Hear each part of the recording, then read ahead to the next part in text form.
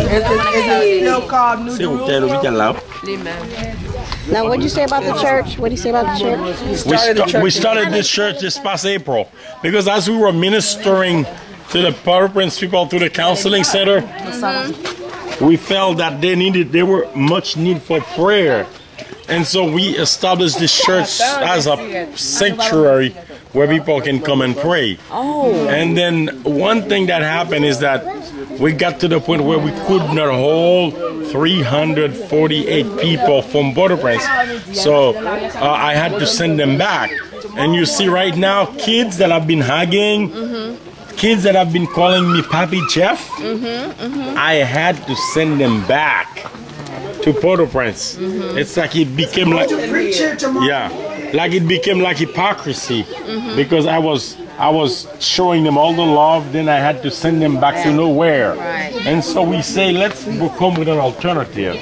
Let's start building some houses where we could keep them, especially the younger ones. It broke my heart to send them back. And so I was able to have team come and build these houses. And so I asked them to come back. So they're back. They go to our school. Some of them go to school in the afternoon.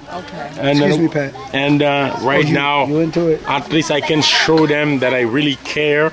It was not just superficial. It wasn't just superficial hug that I was giving them. And I was showing them the kind of fatherhood face.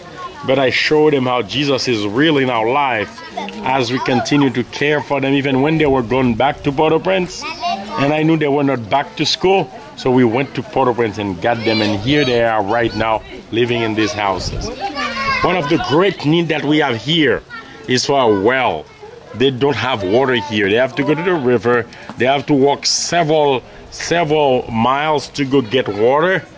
And so right now we have a project where we're digging a big hole so we can collect all the rainwater and help them out. So you can look in the back and see. This is it's tapping into others. It's no more than halfway down. It's a very unsafe hole. Yeah, no, that's why we have the blocks. We're just going to put a concrete wall all around it. But you're going to do it from up top, right? No, we're going to collect all the rainwater and break it off so they can find it to you. Oh, he's talking about shore it up. Yeah. Oh, yeah, it's going to have a Who's your dad? This is awesome. Yes. So their mothers are parents that what some of their mothers were perished in the yes, that's what we call either orphan or vulnerable children. But the funny thing about it, the government doesn't know that. I think even themselves, they don't know. I mean, even the kids, they don't know. I mean, they even see you coming here. They don't know that my family, as a church, we don't receive money to help them. Right now, as I'm speaking to you, I don't have money. I don't receive a money to take care of them. The Lord, my wife agrees that we have a feeding program that we develop through another organization, and I try to work it out in a way that every Saturday we can take some rice aside and help them out. But they don't know that we don't have someone who's giving us money to take care of them. This is because we know of the need. We had 350 people spending 10 months with us at the camp after the earthquake. And I always treated them like my children. And so I had to let them go. And it broke my heart. So right now, I am able to bring them back, to bring at least some of them back. And there are so many of them who want to come back. And so they don't know. The government doesn't know. We probably would want something for them. They wouldn't even give it to us because they don't know. But the Lord, has caused it to happen, through, some friends like that and the good usage of the resources that we get. And this is what happened. But as it stands right now, I don't have any formal way to take care of them. And this is traditional for us. You go to my house, you go to my parents' house. This is a word that we deleted from our vocabulary, this idea of orphanage. We don't have orphanage. Right now in my house, you'll find 25. At my parents' house, you'll find 17. And they're not orphans. The kids know that they are our brothers and our sisters. These kids, I'm trying to raise them like my kids, and they know that I am their papi. And so they're not orphans. If they lost some kind of biological parents, they're there. But right now they know that they have parents and they have us. And this is the mindset. Because right now, the word orphan stopped getting a bad connotation. Yes. And I don't want the kids to be raised like people who are orphan. They're not orphan. They have parents right now. And they're not kids that are left at some kind of camp. And not being taken. They are in a yard where there's a church. They are going to prayer meeting. They are being trained in the ways of the Lord. And we pray that they would never be departed from this. And this is how it is. That's the way it is in my house. That's the way it is in my dad's house. And that's the way it is right here. They're just, this is not an orphanage.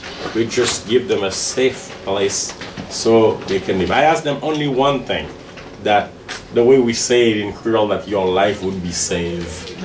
But the best word to use in English is that it would be safe. And you'll be able to help yourself, you'll be able to take care of yourself in the future. You're not like a kid who's left on the street, but you're here, you get a training spiritually, you know, you get a training in school, and then you hopefully will be able to take care of them so they can take care of themselves and make a difference in the world. Their life are being touched. And we are very thankful for anyone who contribute to be part of If you could say on a 30-day basis how much it would cost to feed the children that you have here presently. So far, to make it simple, yes, I'm trying to say to myself and to my wife, who are the main subject, that even if I have $1 or $2 a day for each one, just to give them 3 meals, and something like that would cover the cost or even medical costs. Like this past week, who was sick this past week? Yeah. No. This week we had 3 who had to go to the doctor. It's like simple thing like $2 a day, and for one child. Mais exactement à l'hôpital là, mais. Où t'es couché à l'hôpital là? T'es un collègue. T'es malade? Oui. T'es malade là? Non, t'es malade, papi. Oh, I didn't realize that she was sick. I'm sorry. Wow, she was hospitalized even this week. And because of the Harvest Festival, I don't get a chance. So she says she's not my friend because I didn't come to see her at the hospital. I'm sorry, but I made sure that she was taken care of and make sure that she found the money to be taken care of. But, you know, simple thing like that. My wife and I were saying, you know, as a group, even $1 per day per child would make a big difference, and would be able to save and take care of them. $1 a day, you're talking 40 children, that's $40 a day, $200 a week. Isn't that something? You're talking about $800 a month to feed 40 children twice a day. And we would think 3 times. 3 times a day. 3 times a day. That, you know, I mean, even in the deepest depression that we could possibly go through back in the States, that's nothing. Yeah, you're just giving a simple, just, you know what, I think it's simple simply meal, you know, rice and beans and some chicken, some meat. I believe what we need to do, Jeff, is just tell people. This message that you're sharing with us right now needs to go back to the States. There are people with great hearts, people who are looking for an opportunity to help the people who suffered in Port-au-Prince. We know in a lot of instances that the monies that were given to different aid organizations never made it on the ground. And we've been telling people about the boots on the ground, and that we've been here, we were here before the earthquake. We were trying to help and bring change before the earthquake. And what we need to do is just take this message of what you're doing, the simplicity of it. And if we can share it with people from church to church, I'm sure if you go into a church with 50 people in it, and just one out of each of those churches decide to take a month, or to take a week, or to take a bye week, and we say 100% on our website, we say 100% of the monies we raise concerning the earthquake effort goes to Haiti. 100%. That means no administrative fees, costs, none of that. None of us are paid for what we do. We do this because it's right. We do it because it needs to be done.